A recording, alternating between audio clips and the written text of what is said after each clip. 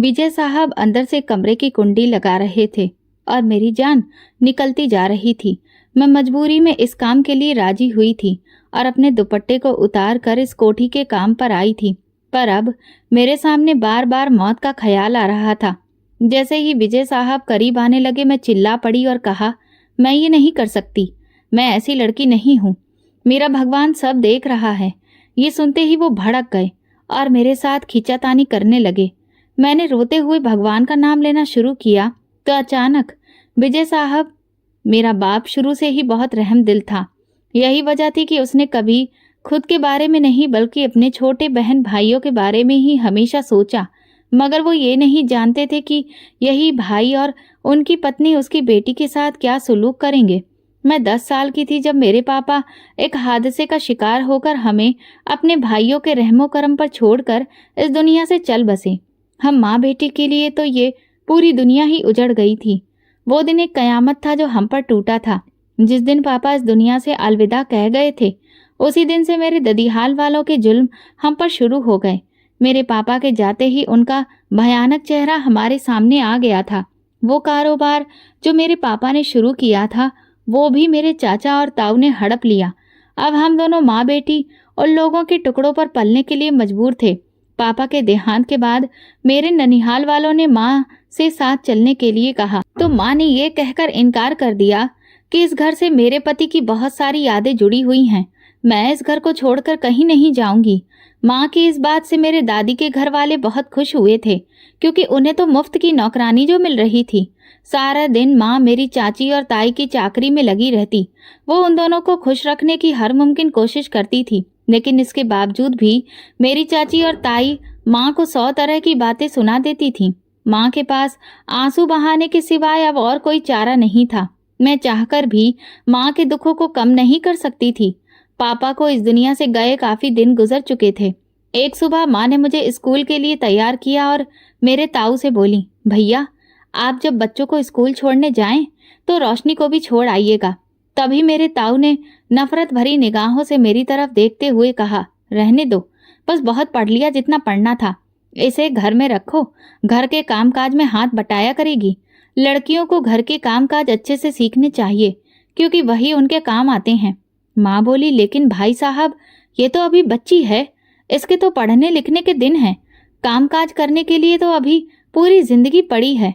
पढ़ लिख जाएगी तो आपके साथ मिलकर अपने पिता का कारोबार संभालेगी। मेरे ताऊ माँ की तरफ देखते हुए बोले, तुम किस कारोबार की बात कर रही हो? अब तुम लोगों का उस कारोबार में कोई भी हिस्सा नहीं है, ये सब कुछ सिर्फ हम दोनों भाइयों के नाम पर है। माँ बोली, भाई साहब ऐसा ना कहिए, ये तो आप भी बहुत अच्छी तरह से जानते हैं कि किस तरह से आपके भाई ने इस कारोबार को बुलंदियों तक पहुंचाने के लिए दिन रात मेहनत की है। अब आप उनकी बेटी से यह अधिकार तो नहीं छीन सकते।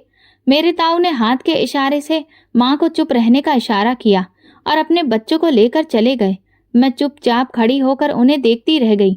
मैं माँ के पैरों से चिपकते हुए बोली, माँ क्या अब मैं कभी भी स्कूल नहीं जाऊंगी? माँ ने मेरे माथे पर हाथ फेरते हुए कहा, नहीं मेरी बच्ची, मैं तुम्हें स्कूल जरूर भेजूंगी। मैं आज ही इस बारे में तुम्हारे चाचा से बात करती हूँ। मुझे पूरा भरोसा है कि वो मेरी बात जरूर सुनेंगे। लेकिन इससे पहले कि माँ चाचा से मेरी पढ़ाई के बारे में कोई भी बात करती, चाची की बातों में आकर चाचा ने माँ को बातों ही बातों में बहुत बेइज्जत किया। मैं कमरे के बाहर खड़ी सब बातें सुन रही थी। चाची का ऐसा व्यवहार देखकर मैं बुरी तरह से सहम गई और दीवार से लगकर खड़ी हो गई। जैसे ही माँ बाहर आई, मैं उनसे लिपट गई। माँ मुझे उठाकर कमरे में ले गई तो मैं मासूमियत भरे अंदाज में बोली, माँ क्या अब हमें इन लोगों की बातें सुनना पड़ेंगी? क्या मैं कभी भी स्कूल नहीं जा पाऊंगी? माँ ने मुझे अपने सीने से लगाकर फूट फूट कर रोना शुरू कर दिया। वो मेरे बालों को सहलाते हुए बोली, देखो रोशनी, अब जितना पढ़ना था तुमने पढ़ लिया है, उतना काफी है। अब मैं चाहती हूँ कि मेरी बेटी हर वक्त मेरे साथ रहे। तुम्हारे पापा तो मुझे छोड़कर चले गए, लेकिन अब मैं तुम्हें खुद से दूर नहीं करना चाहती। मैं जानती थी कि माँ ये सब कुछ क्यों और किस वजह से कह रही है। अगले दिन चाचा अपनी पूरी फैमिली को लेकर घूमने के लिए बाहर गए। उनके बच्चों ने वहां से बहुत सारे अच्छे अच्छे खिलौने खरीदे। मैं हसरत भरी नजरों से उन खिलौनों को देख रही थी। मेरा भी मन कर रहा था कि पास जाकर उनके साथ खेलूं। जैसे ही मैं चाचा के बच्चों के पास खेलने के लिए गई, मेरी चाची ने मुझे बाजू से जोर से पकड़कर एक तरफ झटक दिया और बोली, जा, जाकर अपनी माँ के साथ काम कर। चाचा जो कभी मेरे नखरे उठाते थे, मुझे खूब लाड़ करते थे, वे खामोशी से अपनी पत्नी की हरकतों को देखते रहे, मगर मुंह से कुछ भी नहीं बोले। उस दिन मेरा दिल खून के आंसू रो पड़ा। अब हम माँ बेटी की इस घर में नौकरों के जैसी हैसियत रह गई थी। हालांकि इस घर और जायदाद में हमारी बराबर की हिस्सेदारी थी, फिर भी हमें हर वक्त ऐसा महसूस करवाया जाता था जैसे हम लावारिस हों। मेरी चाची और ताई माँ को हजारे बातें सुनाती, मगर मजाल है कि माँ के मुंह से कोई बात निकल जाती। शुरू से ही माँ बहुत ही सब्र वाली रही हैं। उन्होंने कभी भी पापा और उनके भाई बहनों में कोई फर्क नहीं किया था, बल्कि हमेशा पापा के भाई बहनों को ही आगे रखा और उन्हें साथ लेकर चली। और बदले में उन्हें क्या मिला? बेइज्जती। वो बेइज्जती जो पापा के जाने के बाद से ही शुरू हो गई थी। कोई भी दिन ऐसा नहीं था जब मेरी चाची और ताई माँ के साथ बुरा बर्ताव न करती हो। अगर किसी काम में जरा सी भी कमी रह जाती तो हमें घर से निकालने की धमकी दी जाती, जिसे सुनकर मन बहुत घबरा जाता, क्योंकि इस घर के सिवाय माँ के पास अब कोई और ठिकाना नहीं था। माँ अपनी जान की परवाह किए बिना दिन रात उन लोगों की सेवा में लगी रहती। मैंने कभी भी माँ के मुंह से कोई गिला या शिकवा नहीं सुना, बल्कि वे खामोशी से हर जुल्म और उन लोगों की ज्यादतियों को बर्दाश्त करती रहीं। ताऊ ने जुल्म की सारी हदें पार कर दी थीं। जो नौकर पापा ने घर के काम के लिए रखे थे, ताऊ ने उन्हें भी निकाल दिया और सारा बोझ माँ पर डाल दिया। एक दिन ताई ने माँ को घर के सामान के लिए पैसे दिए और बोली, जा, बाजार से जाकर सारा सामान ले आ, और खबरदार, अगर 1 रुपए की भी हेरा फेरी की तो समझ लेना। माँ खामोशी से सिर हिलाते हुए बाजार चली गई।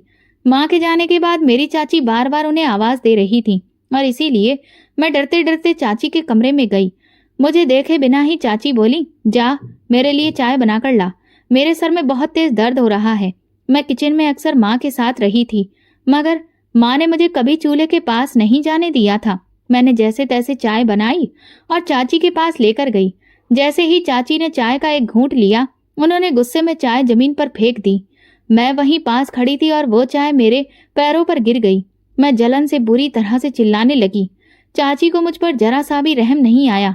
मैं रोती हुई माँ के कमरे में चली गई। जलन के मारे मैं तड़प रही थी, मगर किसी को भी मेरी कोई परवाह नहीं थी। जैसे ही माँ को मेरी आवाज सुनाई दी, वो सामान वहीं फेंकती हुई कमरे की ओर दौड़ी। उन्होंने मुझे अपने सीने से लगाते हुए कहा, रोशनी, क्या हुआ मेरी बच्ची को? क्यों रो रही हो? माँ को देखकर मेरे दुख का बांध टूट गया और मैं हिचकियों के साथ रोने लगी। माँ मेरा चेहरा अपने हाथों में लेते हुए बोली, बताओ ना, क्या हुआ है रोशनी? किसी ने कुछ कहा है? मैं रोते हुए बोली, माँ, मेरे पैर में बहुत जलन हो रही है। जैसे ही माँ की नजर मेरे पैर पर पड़ी, वो तड़प उठी। मेरी तकलीफ देखकर माँ के आंसू बहने लगे। रोशनी, ये कैसे हुआ? उन्होंने पूछा। मैंने उन्हें बताया, माँ, चाची ने चाय बनाने के लिए कहा था। मैंने जैसे तैसे चाय बना दी, लेकिन शायद उन्हें पसंद नहीं आई और उन्होंने मेरे ऊपर ही चाय फेंक दी। उस दिन पहली बार मैंने माँ को ऊंची आवाज में बात करते सुना। अपने लिए कभी उन्होंने किसी से इस तरह से बात नहीं की थी, लेकिन मेरी तकलीफ देखकर उनसे रहा नहीं गया और वो मेरी चाची से लड़ पड़ी। हमेशा की तरह इस बार भी चाची ने माँ को घर से निकालने की धमकी दी। माँ बोली, मैं तुम लोगों का जुल्म बर्दाश्त करती आ रही हूँ, इसका ये मतलब नहीं है कि मैं इस काबिल नहीं कि अपनी बेटी को पाल ना सकूं। अभी मेरे अंदर इतनी हिम्मत बाकी है कि मैं अपनी बेटी को 2 वक्त की रोटी कमाकर सुकून से खिला सकूं। शर्म आनी चाहिए तुम लोगों को, जो अपने भाई की विधवा और उसकी मासूम बच्ची के साथ इस तरह का व्यवहार कर रहे हो। वो इंसान जिसने अपना सब कुछ तुम जैसे लोगों को दिया, ये घर और जायदाद तुम लोगों को उसी का दिया हुआ मिला है, और आज तुम उसी की विधवा और बेटी को घर से निकल जाने की धमकियां दे रहे हो। जैसे ही रात को ताऊ और चाचा घर आए तो दोनों की पत्नियों ने अपने पतियों के कान भरने शुरू कर दिए। सुबह होते ही ताऊ ने घर में कोहराम मचा दिया। वो माँ से बोले, अपना बोरिया बिस्तर समेटो और यहाँ से चलती बनो। अब हम लोग तुम दोनों को यहाँ 1 मिनट के लिए भी बर्दाश्त नहीं कर सकते। यहाँ से निकलकर जब तुम दुनिया की ठोकरें खाओगी तो तुम्हें दिन में ही तारे नजर आ जाएंगे। माँ तंजिया हंसते हुए बोली, तुम लोग यहाँ से निकाल दोगे तो क्या हमें रहने के लिए छत नहीं मिलेगी? भगवान की जमीन बहुत बड़ी है, मगर तुम लोग मेरी एक बात याद रखना, जो हम माँ बेटी के साथ तुम लोग कर चुके हो, उसका हिसाब तुम्हें एक न एक दिन देना ही पड़ेगा। मेरे सामने नहीं तो भगवान के दरवाजे पर। तुम लोगों को मैं कभी माफ नहीं करूंगी। ताई बोली, तुम्हारी बद्दुआओं का हम पर कोई असर नहीं होने वाला। माँ बोली, मैं बद्दुआ नहीं दे रही, मगर खामोश दिल की ये आह एक ना एक दिन जरूर लगती है। उस घर से निकलने के बाद हमें ऐसा महसूस हो रहा था जैसे किसी ने हमारे सिर से आसमान छीन लिया हो। मैं अपनी गर्दन ऊपर उठाकर माँ की तरफ देखते हुए बोली, माँ, नानी के घर चलते हैं। नहीं रोशनी, माँ बोली, अब मैं किसी पर भी बोझ नहीं बनना चाहती। जिस तरह तुम्हारे ताऊ और चाचा ने हमारे साथ व्यवहार किया, वही सब कुछ तुम्हारी नानी के घर भी बर्दाश्त ना करना पड़ जाए। इसलिए मैं चाहती हूँ कि हम इन सब लोगों से बहुत दूर चले जाएं। बल्कि हमारे लिए तो यही अच्छा है कि हम ये गांव ही छोड़ दें। ये सोचकर मैं और माँ शहर आ गए। माँ ने पापा के रहते हुए जो भी थोड़ी बहुत जमा पूंजी की थी, वो भी अपने साथ ले गईं और पैसों से एक छोटा सा कमरा किराए पर ले लिया। घर की हालत बहुत बुरी थी। हम दोनों माँ बेटी ने पूरा दिन सफाई करने के बाद उसे रहने के लायक बनाया। माँ ने आसपास के घरों से पता करने के बाद एक कोठी में काम करना शुरू कर दिया। जहाँ माँ काम करती थी, वो लोग बहुत ही रहम दिल थे।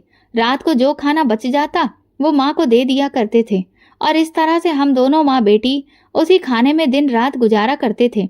माँ ने पास के ही एक सस्ते से स्कूल में मेरा एडमिशन करवा दिया। मैं बहुत खुश थी क्योंकि मैं दोबारा स्कूल जाने लगी थी। बचपन से ही मुझे पढ़ाई करने का बहुत शौक था, मगर पापा के मरने के बाद से ही ये अधिकार भी पापा के घर वालों ने छीन लिया था। पहले कुछ महीने तो हमारा गुजारा होता रहा, लेकिन उसके बाद हमारे खर्चों के आगे माँ की तनख्वाह कम पड़ने लगी। मकान मालिक हर महीने की पहली तारीख को ही किराया लेने के लिए सिर पर आ खड़ा होता। अगर वक्त पर किराया ना मिलता तो शोर मचा मचा कर वो पूरा मोहल्ला इकट्ठा कर लेता।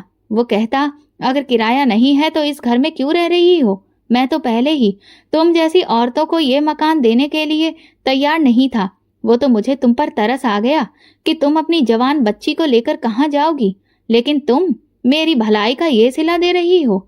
अगर सुबह तक मुझे किराया नहीं मिला तो फिर मुझे ये मकान खाली चाहिए। फिर ना कहना कि मैंने पहले बताया नहीं था। माँ कहने लगी, भाई साहब आप बस कुछ और दिन की मोहलत दे दीजिए। जैसे ही मुझे तनख्वाह मिलेगी मैं आपका किराया पूरा चुका दूंगी। मकान मालिक बोला, मैं कुछ नहीं जानता, मुझे तो हर हाल में कल तक इस घर का किराया चाहिए। उसी दिन माँ मुझे बहुत परेशान और बेबस दिखाई दे रही थी। क्या करूं मैं, कहाँ से लाऊं किराया? माँ बोली। मैंने कहा, माँ आप क्यों परेशान होती हैं? जब सुबह होगी तो देखा जाएगा। मैं कुछ सोचते हुए बोली, माँ आप जिस कोठी में काम करती हैं वहाँ की मालकिन से कहिए ना कि आपको कुछ पैसे उधार दे। आखिर को इतने अमीर और पैसे वाले लोग हैं, कुछ 1000 रुपए देने से उन्हें भला क्या फर्क पड़ जाएगा? माँ बोली, तुम्हें क्या लगता है कि मैंने उनसे बात नहीं की थी? मैंने मालकिन से कहा था कि मुझे कुछ पैसे उधार दे दीजिए, फिर धीरे धीरे हर महीने तनख्वाह में से मैं वो पैसे कटवा दूंगी। लेकिन उन्होंने तो सीधा सपाट जवाब मेरे मुंह पर दे मारा। मैंने यहाँ कोई अनाथालय खोलकर नहीं बैठी कि जब जिसका दिल चाहे वो आकर मुझसे दान ले जाए। जब अपनों ने ही मुश्किल वक्त में हमसे मुंह मोड़ लिया तो फिर गैरों को हमारी क्या पड़ी है कि वो हमारी मदद करेंगे। मैं माँ की गोद में सिर रखकर बोली, माँ अगर पापा ने कुछ हिस्सा हमारे नाम पर भी किया होता तो आज हम कम से कम इस हालत में नहीं होते, बल्कि अपनी ही छत के नीचे बैठे होते। लेकिन उन्होंने तो अपने खुदगर्ज भाइयों पर बहुत भरोसा किया था। माँ गहरी सोच में खोते हुए बोली, नहीं रोशनी, तुम्हारे पापा दूसरों जैसे बिल्कुल नहीं थे। वो खुद से ज्यादा दूसरों की परवाह किया करते थे। जैसे वो दिल के अच्छे थे तो उन्हें लगता था कि उनके साथ रहने वाले भी बिल्कुल उनकी तरह ही होंगे, मगर यह उनकी बहुत बड़ी गलतफहमी थी। बहुत से अपने धोखेबाज होते हैं। उन्हें नहीं पता था कि वो आस्तीन के सांप पाल रहे थे, जिन्होंने वक्त आने पर उनकी पत्नी और बेटी को ही डस लिया, उन्हें घर से बेघर कर दिया। ये कहते हुए माँ रोने लगी। मैं माँ के आंसू पोंछते हुए बोली, अगर आप भी कमजोर पड़ जाएंगी तो फिर मुझे हिम्मत कौन देगा? आप तो मेरी बहादुर माँ है ना। आप फिक्र ना कीजिए, भगवान देख रहा है, कोई ना कोई हल जरूर निकालेगा। अगली सुबह कोठी वाले जहाँ माँ काम करती थी वहाँ बहुत मातम छाया हुआ था। माँ तो ये सोच कर गई थी कि बड़ी मालकिन से अगले महीने की तनख्वाह लेकर मकान का किराया चुका देंगी। लेकिन जब माँ कोठी पहुंची तो वहाँ का नज़ारा ही कुछ और था। माँ हैरानी से वहां जमा लोगों को देखने लगी और सोचने लगी, न जाने यहाँ इतने लोगों की भीड़ क्यों है। लोगों की भीड़ से गुजरकर जब माँ अंदर गईं तो देखा कि दो छोटी छोटी बच्चियां मालकिन की डेड बॉडी के पास बैठी रो रही थीं। ये देखकर माँ का कलेजा मुंह को आ गया। वो इतनी मासूम और प्यारी बच्चियां थीं कि पहले दिन से ही माँ की उनसे अच्छी खासी दोस्ती हो गई थी, और आज माँ देख रही थी कि वही फूलों जैसे खिले चेहरे मुरझाए हुए थे। बड़ी मालकिन की मौत की खबर सुनकर माँ को तो यकीन ही नहीं आ रहा था, क्योंकि अभी कल ही जब माँ काम खत्म करके घर गई थीं तो बिल्कुल मालकिन ठीक थीं। रातों रात ना जाने उन्हें क्या हुआ कि वो अपने पति और अपनी बेटियों को हमेशा के लिए छोड़कर इस दुनिया से चली गईं। माँ अपनी परेशानियों को भूलकर उन लोगों के दुख को कम करने में लग गईं। मालकिन के पति तो अपनी पत्नी की मौत के सदमे में खुद को संभाल नहीं पा रहे थे। इस नाजुक वक्त में माँ ने साहब की बेटियों को अच्छे से संभाला। दिन रात माँ कोठी में ही रहने लगी। माँ तो ये भी भूल चुकी थी कि उनकी अपनी भी एक बेटी है। उसी दिन 3 दिन बाद माँ घर लौटी तो ना जाने क्यों मुझे बहुत कमजोरी महसूस हो रही थी। नींद पूरी ना होने की वजह से माँ की आंखों के नीचे भी काले घेरे पड़ चुके थे। माँ को देखकर मैंने कहा, देखा आपने अपनी क्या हालत कर रखी है। वो कहने लगी, रोशनी तुम सोचो, जिन छोटी छोटी बच्चियों की माँ उन्हें इतनी सी उम्र में छोड़कर चली गई, उनकी क्या हालत होती होगी। उन्हें तो अभी तक भरोसा नहीं हो रहा कि उनकी माँ अब इस दुनिया में नहीं रही। उनके मासूम चेहरों की तरफ देखकर मेरा तो जैसे दिल फटता है। मैं बोली, माँ हमारे साथ तो ये सब हो चुका है, इसीलिए आपको उनकी तकलीफ का इतना ज्यादा एहसास है। धीरे धीरे वक्त उनके जख्मों पर मरहम रख देगा। माँ कहने लगी, अच्छा तुम ये बताओ, मकान मालिक दोबारा तो नहीं आया था। मैं कपड़ों को तय करते हुए बोली, माँ ये हो सकता है कि वो ना आए। आज के दौर में कौन किसी की मजबूरी समझता है। फिर भी मैंने उनसे कह दिया था कि माँ ने आज मालकिन से तनख्वाह लेनी थी, लेकिन उन्हें क्या पता था कि उनके जाने से पहले ही मालकिन ये दुनिया छोड़ जाएगी। अब कुछ दिन तो आपको सब्र करना ही पड़ेगा, क्योंकि इतनी जल्दी उनसे तनख्वाह की बात करना अच्छा नहीं लगेगा। इसलिए वो खामोशी से चले गए। माँ बोली, वैसे मुझे उम्मीद नहीं थी। मुझे तो डर था कि दोबारा से मकान मालिक शोर मचाकर मोहल्ले वालों को इकट्ठा ना कर ले। फिर माँ कहने लगी, रोशनी मुझे बहुत थकान हो रही है, मैं आराम करने के लिए कमरे में जा रही हूँ, और ये कुछ पैसे हैं घर के खर्चे के लिए, तुम रख लो। मेरा क्या पता मैं कल भी आ सकूं या नहीं। मैंने कहा, माँ मुझे आपके बिना बहुत डर लगता है। मुझे अकेले ये घर काट खाने को दौड़ता है। आप एक काम क्यों नहीं करती, आप मुझे भी अपने साथ ही ले जाया करें। वहाँ मैं काम में भी आपका हाथ बटा दिया करूंगी, और जब तक आप वहाँ रहेंगी मैं भी आपके साथ ही रह लूंगी। माँ कहने लगी, रोशनी तुम अपने घर की 4 दीवारी में ही सुरक्षित हो। वैसे भी मैं नहीं चाहती कि मैं अपनी जवान बेटी को अपने साथ लेकर इधर उधर घूमती फिरूं। मैं कोशिश करूंगी कि शाम होते ही घर वापस आ जाऊं। अगले दिन ना जाने माँ को क्या हुआ, माँ से उठा ही नहीं जा रहा था। मैंने माँ को जगाते हुए कहा, माँ उठिए ना, क्या आज कोठी नहीं जाना। माँ अपनी आंखों पर हाथ रखते हुए बोली, पता नहीं रोशनी, मेरी तबीयत ठीक नहीं है। मैं उठने की कोशिश कर रही हूँ लेकिन मुझसे उठा नहीं जा रहा। माँ की इस बात को सुनकर मैं बहुत बुरी तरह से घबरा गई और जल्दी से माँ के पास गई। आपको क्या हुआ है? वो कहने लगी, पता नहीं रोशनी, लेकिन मेरी तबीयत ठीक नहीं है। मुझे लगता है कि आज मैं काम पर नहीं जा पाऊंगी। मैंने कहा, आपको अभी भी काम की पड़ी है? मैं माँ को बाजू से पकड़ते हुए उठाते हुए बोली, चलिए डॉक्टर के पास चलते हैं। लेकिन उनके लिए तो जैसे हिलना ही बहुत मुश्किल था। उनमें हिम्मत ही नहीं थी कि वो चारपाई से नीचे उतर सकें। बहुत कोशिशों के बाद सहारा देकर मैं जैसे तैसे उन्हें खड़ा कर पाई और गली के आखिरी कोने पर मौजूद क्लिनिक में डॉक्टर के पास लेकर गई। डॉक्टर ने इंजेक्शन लगाकर माँ को कुछ दवाइयाँ दी, लेकिन माँ को उनसे भी कोई फर्क नहीं पड़ रहा था। दिन ब दिन उनकी तबीयत बिगड़ती जा रही थी, जिसकी वजह से मेरी परेशानियां और भी ज्यादा बढ़ती जा रही थीं। ना तो मेरे पास इतनी रकम थी कि मैं माँ को बड़े अस्पताल ले जाती। इन 2-4 दिनों में ही घर में खाने के लाले पड़ गए थे। एक दिन मैं माँ से बोली, माँ क्यों ना मैं आपकी जगह जाकर उस कोठी में काम करूं? माँ बोली, नहीं रोशनी, कोई जरूरत नहीं है, मैं कल से खुद ही काम पर जाया करूंगी। अब मैं इतनी भी बीमार नहीं हूँ कि अपनी जगह तुम्हें लोगों के घरों में काम करने के लिए भेजूं। मैंने कहा, लेकिन आपकी तबीयत इस बात की इजाज़त नहीं देती, और फिर औलाद ही तो मुश्किल वक्त में अपने माँ बाप का सहारा बनती है। बहुत मुश्किल के बाद मैंने माँ को कोठी में जाकर काम करने के लिए मना लिया। जब मैं वहां गई तो मेरी आंखें इतना खूबसूरत घर देखकर खुली की खुली रह गईं। जब मैं कोठी के अंदर दाखिल हुई तो न जाने वो कौन इंसान था जो अखबार पढ़ने में व्यस्त था। मुझे देखकर बोला, तुम कौन हो और यहाँ अंदर क्या लेने जा रही हो? मैंने अपना परिचय देते हुए कहा, मेरी माँ बीमार है, उनकी जगह मैं ही यहाँ काम किया करूंगी। मेरी बात सुनकर वो इंसान फिक्रमंद होकर माँ के बारे में पूछने लगा, क्या हुआ है उनको? मैं अपनी नजरें झुकाकर हाथ मसलते हुए बोली, पता नहीं, लेकिन दिन ब दिन उनकी तबीयत बिगड़ती ही जा रही है। वो तो आज भी बहुत जिद कर रही थी कि खुद ही काम पर आएंगी, मगर मैंने ही उन्हें मना कर दिया कि आपकी तबीयत अब इस बात की इजाजत नहीं देती कि आप कोठी में जाकर काम करें। इसीलिए सब उनकी जगह काम करने के लिए अब मैं आई हूँ। जो भी काम है आप मुझे बता दीजिए।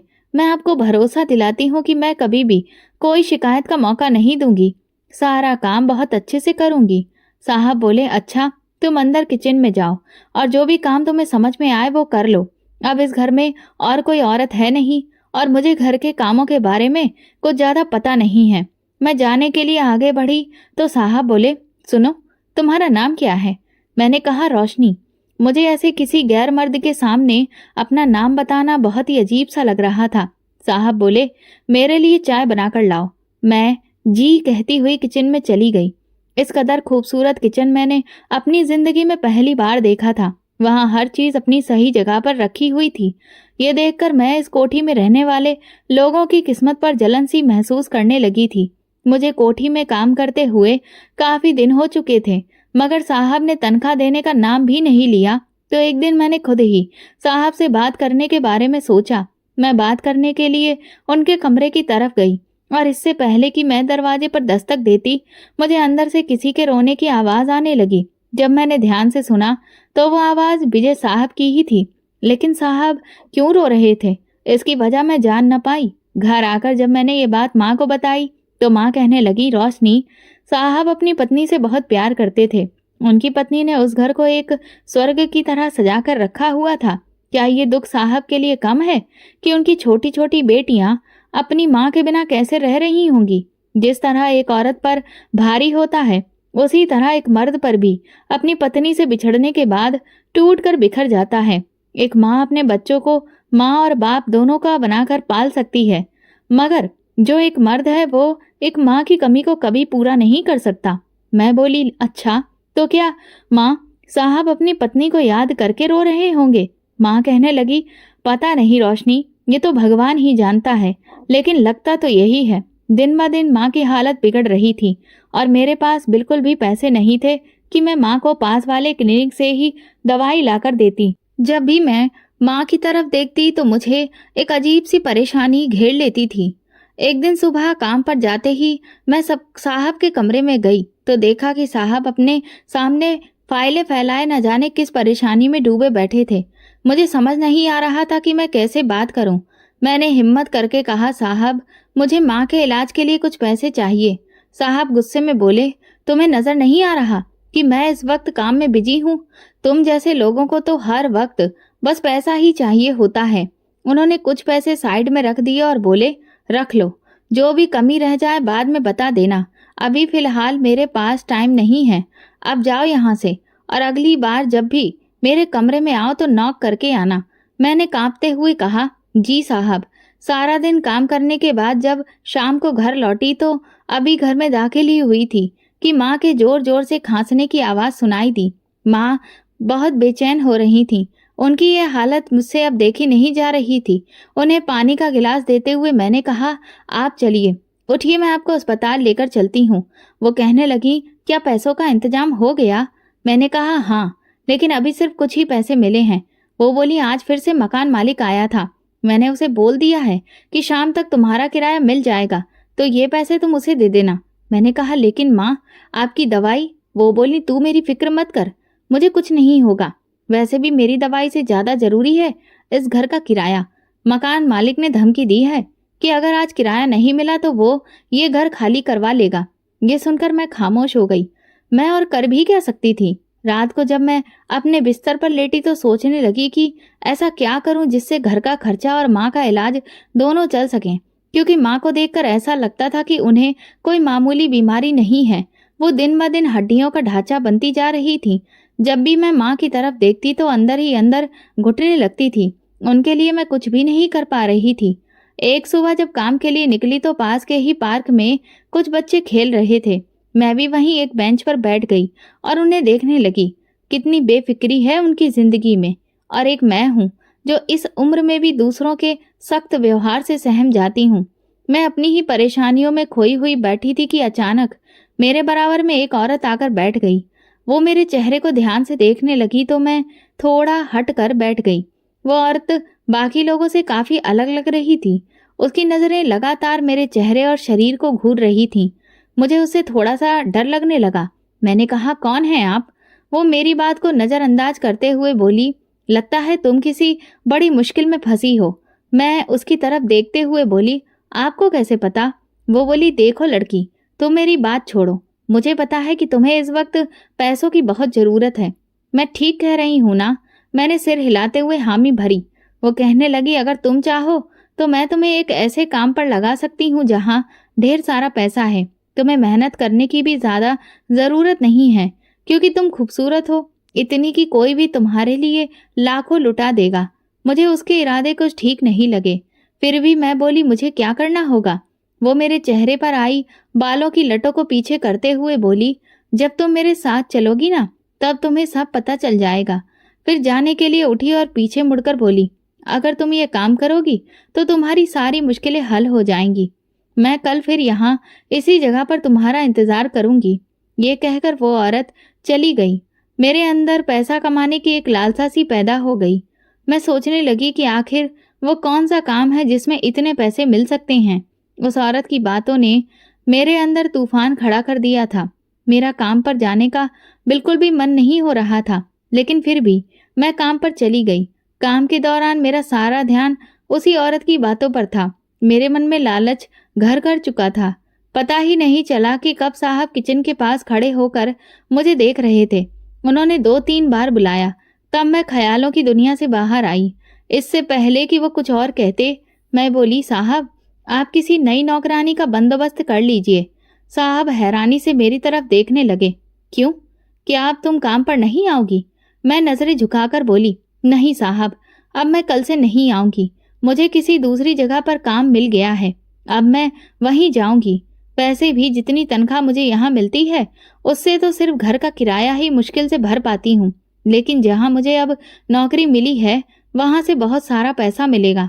साहब तंज भरे अंदाज में बोले, रोशनी, कहीं तुम्हें बैंक में नौकरी तो नहीं मिल गई, क्योंकि ज्यादा पैसा तो वहीं मिलता है। मैं कड़वे लहजे में बोली, पता नहीं साहब, कल पार्क में एक औरत मिली थी, मैं तो उसे जानती तक नहीं थी, लेकिन आज भी दुनिया में ऐसे बहुत से लोग हैं जो दूसरों की परेशानी समझते हैं। साहब बोले, अच्छा तो ये पक्का है कि तुम कल से यहाँ नहीं आओगी? मैंने कहा, जी साहब, इसीलिए तो आपको पहले से ही बता रही हूँ कि किसी दूसरी नौकरानी का इंतजाम कर लीजिए। काम से निकलकर मैं माँ को उस औरत के बारे में बताने लगी। माँ बोली, देख रोशनी, तू बहुत भोली है और ये दुनिया बहुत चालाक है। अगर मैं बीमार न होती तो कभी भी तुझे बाहर कदम न रखने देती। न जाने वो औरत कौन है, क्या करती है। रोशनी, मैं तुझसे कह रही हूँ, तू वहां नहीं जाएगी। मैं अपने इलाज के लिए तुझे किसी भी मुश्किल में नहीं डाल सकती। जो है जैसा है, हमें उसी में गुजारा करना होगा। मैं गुस्से में बोली, माँ, मैं थक चुकी हूँ इन रोज रोज की परेशानियों से। कुछ तो करना ही होगा, वरना पूरी जिंदगी ऐसे ही गुजर जाएगी। मैं बता रही हूँ, मैं सुबह उस औरत के साथ जरूर जाऊंगी। माँ की आंखों में आंसू आ गए। वो बोली, तुम बहुत बड़ी हो गई हो रोशनी, जो अपने फैसले खुद करने लगी हो। अब तुम माँ की कहाँ सुनोगी। मैं माँ के कदमों में बैठते हुए बोली, ये सब मैं आपके लिए ही तो कर रही हूँ। मैं आपको इस तरह से तकलीफ में नहीं देख सकती। मेरे पास पैसे होंगे तो मैं आपको किसी अच्छे अस्पताल में इलाज के लिए लेकर जाऊंगी। आखिर मेरी जिद के आगे माँ को घुटने टेकने पड़े। उस दिन मैं सुबह जल्दी उठ गई, माँ को नाश्ता दिया। घर की सफाई करने के बाद मैं बोली, अच्छा माँ, अब मैं चलती हूँ। ये ना हो कि वो औरत वहाँ पार्क में मेरा इंतजार करके वापस चली जाए। माँ मुझसे बोली, जाने से पहले भगवान का आशीर्वाद ले लो, उनके आगे हाथ जोड़ लो और ये दुपट्टा अपने सर पर अच्छे से ओढ़ लो। भगवान तुम्हें हर बुरी नज़र से सुरक्षित रखे। और देखो, जल्दी लौट आना, मुझे तुम्हारी फिक्र लगी रहेगी। मैंने कहा, माँ फिक्र क्यों करती हो? मैं इस काबिल हूँ कि खुद की सुरक्षा कर सकूं। आप परेशान ना हो, मैं जल्दी ही आने की कोशिश करूंगी। फिर जब मैं पार्क में पहुंची तो वो औरत उस बेंच पर बैठी हुई थी, पहले से ही मेरा इंतजार कर रही थी। मुझे देखते ही वो उठकर खड़ी हो गई। मुझे पूरा भरोसा था कि तुम जरूर आओगी, चलो मेरे साथ। वो औरत मुझे गाड़ी में बिठाकर एक हवेली नुमा घर में ले गई, जहाँ देखने में सब बहुत ही अजीबोगरीब माहौल था। गाड़ी से उतरने के बाद हम दोनों अंदर चली गईं तो अंदर का माहौल और भी ज्यादा अजीब था। उस औरत ने मेरी मुलाकात एक अधेड़ उम्र की औरत से करवाई, जो हाथों और बालों में सफेद मोती के गजरे पहने हुए थी। वो देखते ही बोली, अरे शबनम, ये कहाँ से लेकर आई हो? ये तो सोने की चिड़िया लगती है, बहुत ही खूबसूरत है और इसकी जवानी तो इसके हर एक हिस्से से टपक रही है। शबनम बड़ी ही मक्कारी से हंसते हुए बोली, कांता बाई बेचारी हालात की मारी हुई है, इसे अपनी माँ के इलाज के लिए पैसों की बहुत जरूरत है, तो मैंने सोचा क्यों ना इसकी मुश्किल को आसान कर दूं, इसीलिए मैं इसे उठाकर यहाँ ले आई हूँ। कांता बाई बोली, लड़की तुम समझ गई हो ना कि तुम्हें यहाँ पर क्या करना होगा? मैं नासमझी से उन दोनों की तरफ देखने लगी। घबराहट के मारे मेरा गला सूख रहा था। मैं बोली, नहीं तो। शबनम बोली, इतनी भोली तो तुम नहीं हो जो तुम्हें पता ना हो कि यहाँ कोठे पर क्या होता है। कोठे का नाम सुनकर तो मेरे पैरों तले से जमीन ही खिसक गई थी, क्योंकि कोठे जैसे शब्द का इस्तेमाल हम शरीफ परिवारों में बहुत ही गिरा हुआ समझा जाता था। मैं परेशानी से इधर उधर देखते हुए बोली, क्या ये कोठा है? मैंने इधर उधर नजर दौड़ाई तो मुझे वहां पर तबला और घुंघरू पड़े हुए नजर आए। मेरे तो जैसे पसीने ही छूटने लगे थे। मैं उनसे कुछ कदम पीछे हटते हुए बोली, नहीं, मुझे ये काम नहीं करना, मैं यहाँ नहीं रुकूंगी। कांताबाई गुस्से से शबनम की तरफ देखते हुए बोली, मेरी नजरों से दूर ले जाओ इस लड़की को। शबनम फिर मुझे अंदर कमरे में ले गई और बड़े ही कठोर लहजे में बोली, ये तुमने क्या किया? कांताबाई को नाराज कर दिया? मैंने कहा, मैं जा रही हूँ यहाँ से, मुझे नहीं करना ये काम। शबनम बोली, सोच लो, क्योंकि अगर इसमें हमारा फायदा है तो फिर तुम हमसे भी ज्यादा फायदे में रहोगी। जरा सोचो और तरस खाओ अपनी माँ पर। क्या तुम अपनी माँ को ऐसे ही रगड़ रगड़ कर मरते देखना चाहती हो? मैं बोली, नहीं, मैं ये काम नहीं कर सकती। हम इज्जतदार लोग हैं और ये इज्जतदार लोगों का पेशा बिल्कुल भी नहीं है। शबनम बोली, तो जाओ यहाँ से, खुद को और अपनी माँ को इस बेरहम दुनिया के सहारे पर छोड़ दो, फिर देखना ये दुनिया तुम दोनों को नोच नोच कर खा जाएगी। तो मेरा नाम बदल देना। मैं वहां से निकल आई, क्योंकि मेरा वहां बहुत दम घुट रहा था। उस हवा में मेरे लिए सांस लेना मुश्किल हो रहा था। घर आते ही माँ बोली, आ गई मेरी बच्ची? हाँ माँ, आपकी तबीयत कैसी है?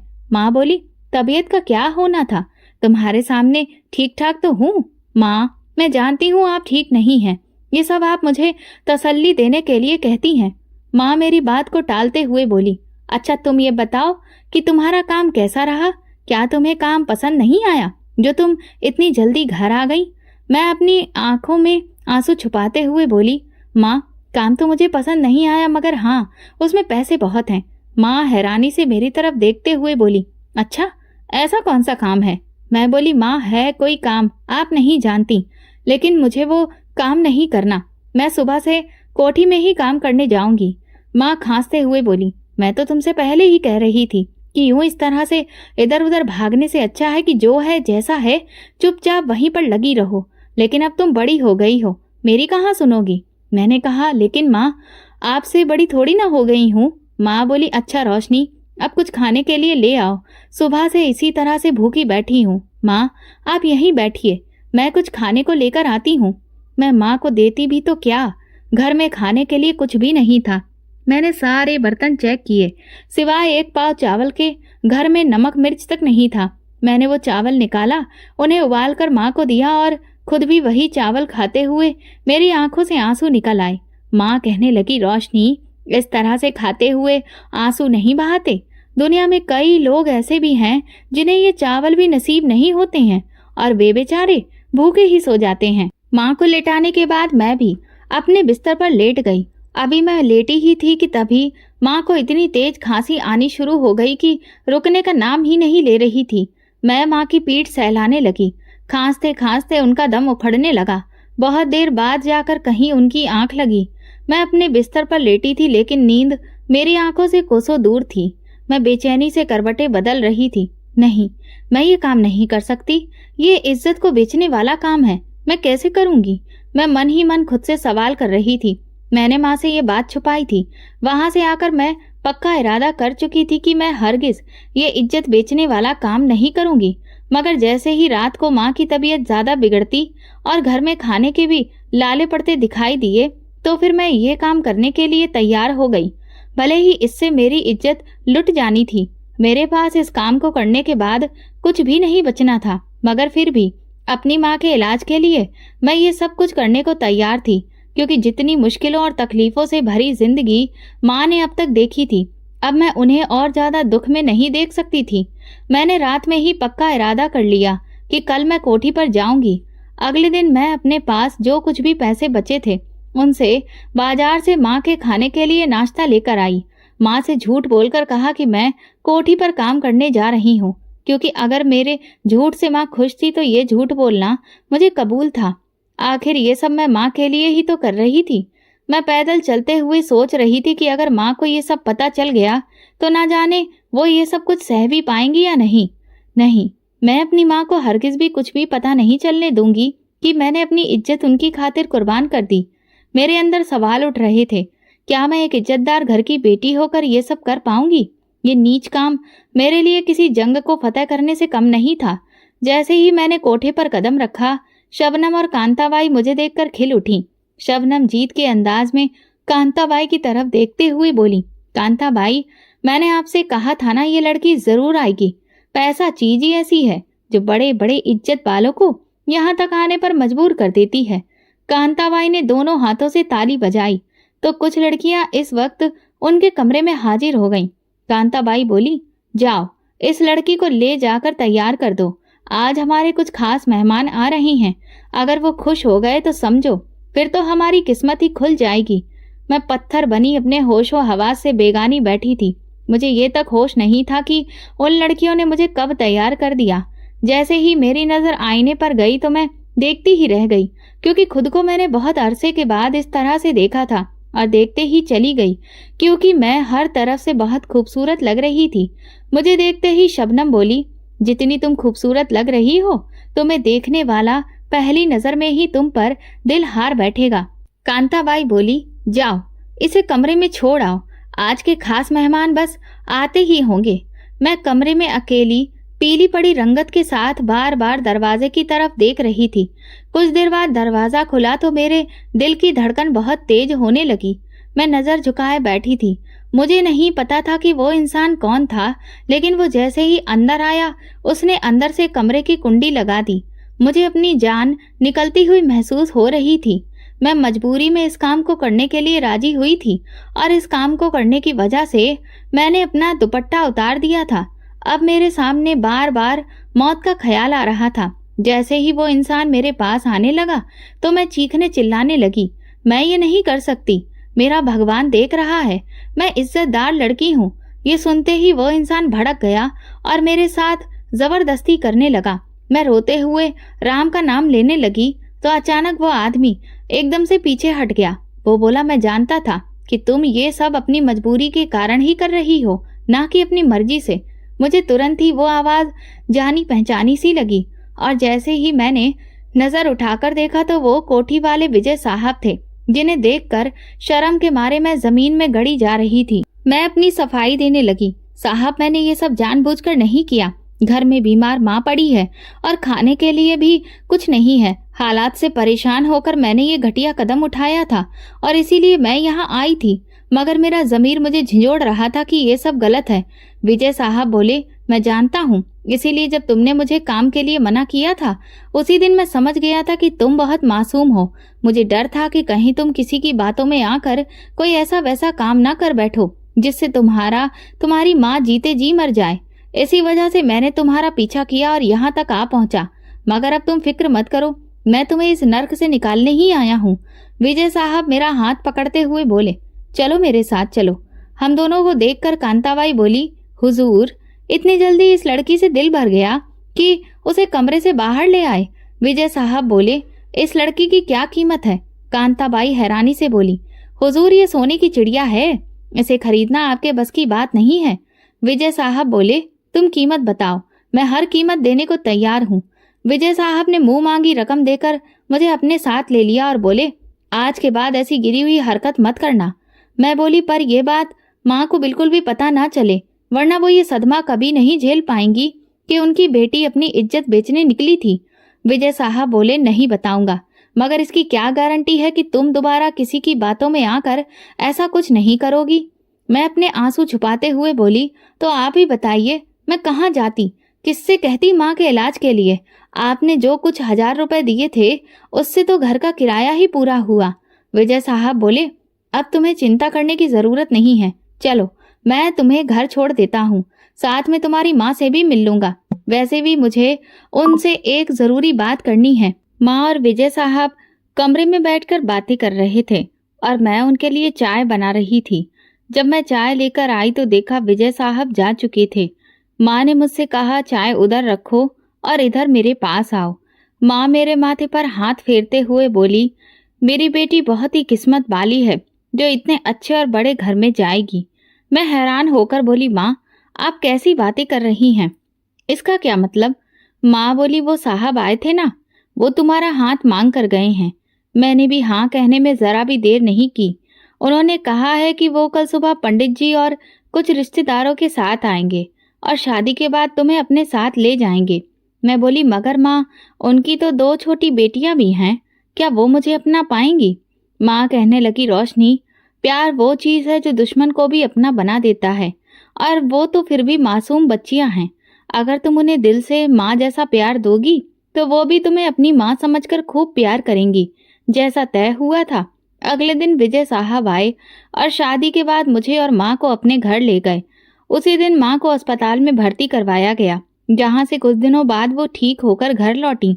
मैंने विजय साहब की दरियादिली और मोहब्बत का पूरा पूरा जवाब दिया और उनकी दोनों बेटियों पर अपनी ममता लुटा दी। 2 बेटियों और घर की जिम्मेदारी एक साथ संभालना थोड़ा मुश्किल था, इसीलिए विजय साहब ने मेरे लिए एक नौकरानी रखवा दी। उसकी मदद से काफी सहूलियत हो गई थी। शादी को 1 साल पूरा हुआ तो विजय साहब ने कहा, रोशनी, मैं चाहता हूँ कि तुम अपनी पढ़ाई पूरी करो। ये सुनकर मैं चौंक गई। मैंने पूछा, लेकिन क्यों? वो बोले, मैं जानता हूँ तुम्हें पढ़ने का बहुत शौक था और तुम बहुत होशियार भी हो। इसका सबूत तुम कई बार मेरे कारोबार से जुड़ी बातों में अपनी राय देकर दे चुकी हो। इसलिए मैं चाहता हूँ कि तुम्हारे पास एक डिग्री हो जिससे तुम एक ऐसे पद तक पहुंचो जहाँ कोई तुम्हारी काबिलियत को कम ना आके। मैंने उनसे पूछा, लेकिन अचानक आपके मन में ये ख्याल क्यों आया? वो बोले, क्योंकि मैं एक नई फैक्ट्री खोलने जा रहा हूँ, उसी को लेकर मैं इन दिनों भाग दौड़ कर रहा हूँ। मैं चाहता हूँ कि उस फैक्ट्री की जिम्मेदारी तुम संभालो। मैं तुम्हें सिर्फ घर की 4 दीवारी में कैद नहीं रखना चाहता। जब तुम आत्मविश्वास से भरी रोशनी बनोगी तो मुझे भी गर्व होगा कि मेरी पत्नी अपने पैरों पर खड़ी है और हमारी बेटियां भी तुमसे बहुत कुछ सीखेंगी और तुम्हारे ही नक्शे कदम पर चलेंगी। उनकी बात सुनकर मेरी आंखों में आंसू आ गए। मैं सोचने लगी कि सच में मुझ जैसी खुशकिस्मत तो कोई हो ही नहीं सकती। एक समय था जब मैं खुद को सबसे बदनसीब समझती थी, लेकिन आज वो सोच बदल चुकी है। उनके कहने पर ही मैंने अपनी पढ़ाई फिर से शुरू की, जिसकी वजह से मैं बेटियों पर कम ध्यान दे पा रही थी, लेकिन इसमें विजय साहब और माँ ने मेरी भरपूर मदद की। फिर मैंने अपनी डिग्री बहुत अच्छे नंबरों से पास की। जब तक मेरी डिग्री मेरे हाथ में आई तब तक नई फैक्ट्री का कामकाज शुरू हो चुका था। सबसे पहले मैंने वहां मैनेजर की पोस्ट संभाली, क्योंकि मैं बिना किसी खास अनुभव के ऊंचे पद को नहीं संभालना चाहती थी। मेरी इस बात का मान विजय साहब ने रखा। जब मैंने मैनेजर के तौर पर काम करना शुरू किया तो शुरुआत में मुझे बहुत घबराहट हुई और अजीब भी लगा, लेकिन जैसे जैसे दिन गुजरते गए मेरे अंदर एक नया आत्मविश्वास आता गया। मैंने दिन रात मेहनत करके फैक्ट्री के कामकाज को एक नए स्तर तक पहुंचा दिया। अब मुझे सब कुछ अच्छे से आ गया था, इसलिए विजय साहब मेरी तरफ से पूरी तरह निश्चिंत हो गए थे।